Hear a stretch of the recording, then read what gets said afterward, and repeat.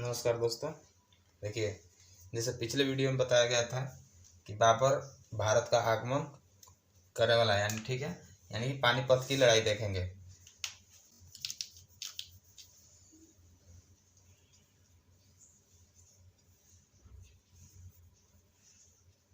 यानी आज का टॉपिक हम लोग क्या रहेगा, पानीपत की लड़ाई 1526 में। ठीक है, पानीपत की लड़ाई किस तरह से होती है, इसके पीछे का स्टोरी जानेंगे, क्या कारण है। ठीक है, देखिए, जैसा मैंने पिछले वीडियो में बताया था कि बाबर पहले 12 वर्ष के उस उम्र में ही फरगना पाया गया था, और फरगना के बाद अपना ये अफगानिस्तान के काबुल वाला एरिया पे अपने सेना का एक बेड़ा भी रख चुका था। ठीक है, देखिए, लेकिन देखिए, आपको भारत में थे लोधी वंश। ठीक है, आपके भारत के मुख्य दिल्ली में कौन थे, लोधी वंश थे। यहाँ पर राजस्थान वाले एरिया में, मेवाड़ वाले एरिया में राणा सांगा थे, और यहाँ पर थे आपके दौलत खान लोधी। कौन है? दौलत खान लोधी। ठीक है, अब किस तरह से, अब जैसे कि हम लोग स्टोरी में भी सुने होंगे कि जैसे कि राणा सांगा ने भी इसको निमंत्रण दिए बाबर को आने के लिए, फिर दौलत खान ने भी इसको निमंत्रण दिया आने के लिए। तो इसके बारे में हम पूरा स्टोरी भी जानेंगे। देखिए, जैसे बाबर आने से पहले तो दौलत खा के काबुल वाले एरिया पर अपना एक सेना का बेड़ा लगाया था, मतलब कि काबुल वाले एरिया पर अपना अधिकार जमा लिया था। उसी टाइम पे लोधी वंश को एक संधि पत्र भेजा, और संधि पत्र में लिखा ये मेंशन था कि तुर्क वाला कबीला जितना भी है वो बाबर को दे दिया जाए। ठीक है, यानी महमूद गजनवी, यानी कि इससे पहले महमूद गजनवी जब भारत पर अटैक किया था तो उसने कहा कि महमूद गजनवी के द्वारा जो भी क्षेत्र उसके पास रहता था उस टाइम, वो मुझे दे दिया जाए। ठीक है, बट इसको इब्राहिम लोदी जो है मना कर दिए। ठीक है, यानी कि संधि स्वीकार करने से मना कर दिए। ठीक है, तब देखिए, अब जैसे अब बाबर को दौलत खां इनवाइट करता है, और राणा सांगा भी अपना प्रस्ताव भेजता है बाबर को भारत आने के लिए। इसके बाद बाबर खुश होकर भारत पर आक्रमण करता है। ठीक है, तो सबसे पहले हम बाबर की युद्ध नीति जानेंगे।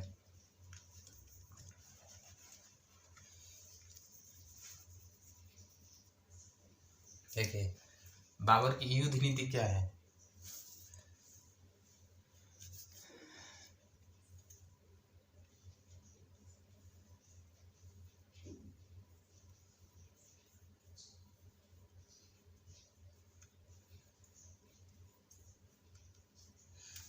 देखिए, बाबर की युद्ध नीति अगर जानेंगे तो बाबर की जो सेना थी लोधी वंश की सेना से कम थी।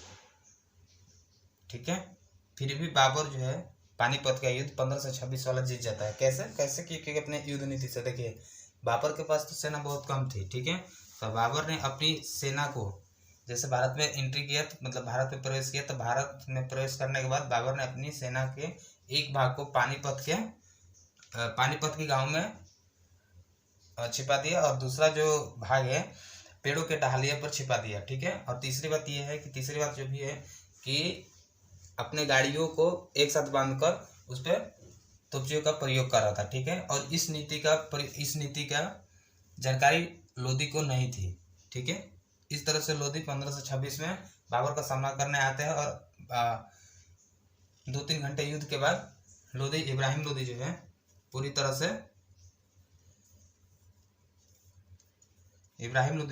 तरह से हार जाता है। ठीक है, इस तरह से लेकर के अब दिल्ली से लेकर के आगरा तक बाबर का क्षेत्र हो जाता है। ठीक है, देखिए आगे, अब जैसे अब बाबर का एरिया जो हो गया है, दिल्ली से लेकर के आगरा बाबर का एरिया हो गया है। अब आती है सामने इसके कठिनाई आती है। ठीक है, कठिनाई का सामना करता है। क्या कठिनाई का सामना इसलिए करता है कि बाबर की जो सेना थी, बाबर की सेना जहां कहीं भी, यानी किसी भी क्षेत्र में जाते थे तो वहां की जनता जो है डर से पीछे हट जाती थी। क्योंकि जिस तरह तैमूर वंश मतलब कि उसका हिस्ट्री देखा जाए तो तैमूर वंश का जो प्रवृत्ति थी मंदिरों को तोड़ना, लूटपाट करना और लूटपाट कर यहाँ से सामान को ले जाना, उन सब का डर अभी भी जनता के अंदर भरा हुआ था। ठीक है, लेकिन बाबर इसके बिल्कुल खिलाफ था। बाबर को हमें अनुमान लग गया था कि भारत पर राज करने के लिए जनता का दिल जीतना ही पड़ेगा, जनता के साथ रहना ही पड़ेगा। ठीक है, इस तरह से बाबर ने अपना एक कूटनीति अपनाया। ठीक है, और जनता को यह इसने विश्वास दिलाया कि बाबर अब उसके साथ रहेगा, उनके हित के लिए काम करेगा। ठीक है, तो कठिनाइयों के सामने ये रहा, यानी कि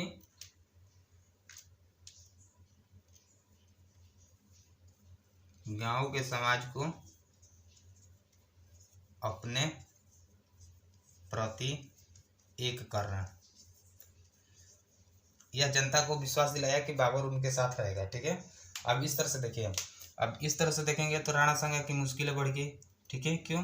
क्योंकि राणा सांगा तो इन्होंने ऐसा कहा जाता है कि इनवाइट करी थी, बट क्यों करी थी इसका रीजन ये है कि राणा सांगा चाहते थे कि बाबर लोधी को तबाह करे। ठीक है, लोधी वंश पर आक्रमण करे, अधिकार न करे, बस आक्रमण करे, यहाँ से लूटे और फिर वापस चले जाए। बट ऐसा नहीं हुआ, क्योंकि बाबर का जो भी था, इसका जो विचार हो गया कि भारत में राज करेगा, यानी कि अपने क्षेत्र को बढ़ाएगा। इस तरह से राणा सांगा के सामने चुनौती है। ठीक है,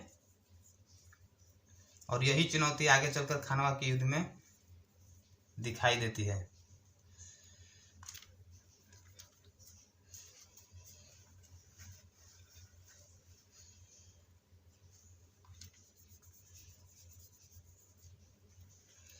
ठीक है, चुनौती, और ये चुनौती कहाँ दिखती है आपको?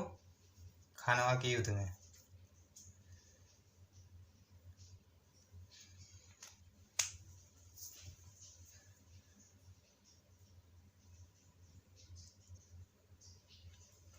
देखिए आगे, जिस तरह से बाबर भारत पर आक्रमण करके दिल्ली से लेकर के आगरा वाले क्षेत्र पर अपना अधिकार जमा लेता है, और राणा सांगा के लिए कठिनाइयाँ पैदा होने लगता है। ठीक है, कठिनाइयाँ सामने आने लगती है। बट राणा सांगा, जब बाबर भारतीय जनता को, भारतीय समाज को जब अपने मतलब कि बाबर भारतीय समाज को जब विश्वास दिला रहा था कि वो भारत पर अपना विस्तार क्षेत्र करना चाहता है और भारत के साथ रहना चाहता है, तो इसी बीच राणा सांगा जो है महमूद खलजी पर आक्रमण किए थे। ठीक है, महमूद खलजी पर आक्रमण करके ये मालवा एरिया अपने अधीन कर लिया था। ठीक है, अब देखिए राणा सांगा का सामने चुनौती था। ठीक है, राणा सांगा पे चुनौती ये था कि बाबर भारत पर आ गया था, और बाबर का भारत पे आना, राज करना राणा सांगा के लिए खतरनाक था। तो बाबर ने राणा सांगा को आरोप लगाया कि, ठीक है, आरोप क्या था? आरोप ये था कि राणा सांगा ने आमंत्रित किए थे भारत पर आक्रमण करने के लिए, और दिल्ली से लेकर के जौनपुर वाले एरिया तक, यानी कि ये अगर दिल्ली है, ये आसपास नियर बाई आगरा पड़ता है, और ये वाला एरिया जौनपुर के साइड में आता है। तो बाबर ने यह आरोप लगाया कि राणा सांगा का संधि था, संधि पत्र में